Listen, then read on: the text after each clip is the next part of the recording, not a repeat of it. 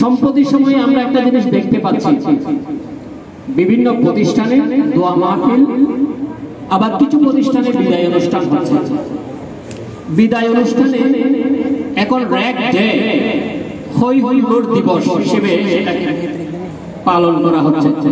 অত্যন্ত জঘন্য ভাষায় কিছু কথা বলে সেই পোশাকগুলো গায়ে জড়ানো এবং নাচা গান গাওয়া, এই হচ্ছে কাজ।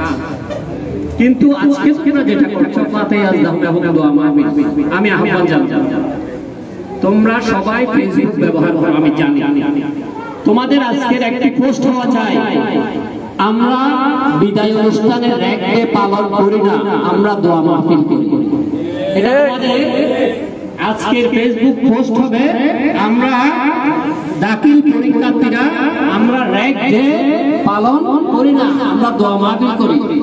আমাদের ওস্তাদদের কাছ থেকে, আমাদের ছাত্রছাত্রী ভাই বোনদের কাছ থেকে দোয়া নেওয়ার জন্য আমরা দোয়া মাহফিল করি। এটা তোমাদের আজকে ফেসবুকে পোস্ট হওয়া চাই। আজকে তোমরা যে দোয়া মাহফিল আয়োজন করেছো, সেখানে আমাদের সম্মানিত শিক্ষক মন্ডলী এবং গভর্নিং বোর্ডের সম্মানিত সদস্যদের দৃষ্টি আকর্ষণ করছে। তারা খাটে কোরআন আদায় করেছে, কদমে করছে, শরীফ আদায় করেছে। এর চেয়ে উত্তম কাজ আর কি হতে পারে?